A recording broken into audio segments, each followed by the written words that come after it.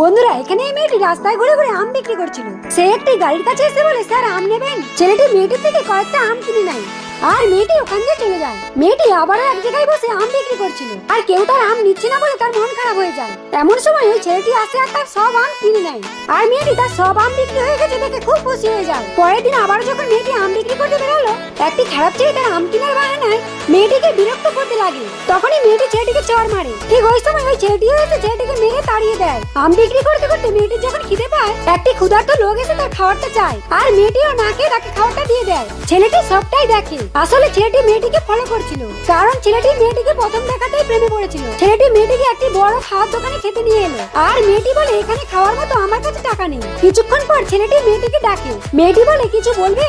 তখনই ছেলেটি মেয়েটিকে বলে, আমি তোমায় ভালোবাসি। মেয়েটি অবাক হয়ে যায় আর বলে, বিশ্বাস হচ্ছে না আমাদের মতো গরিব মেয়েকে কেউ ভালোবাসতে পারে। তো বন্ধুরা, আজকের এই ভিডিওটি তোমাদের কেমন লাগলো?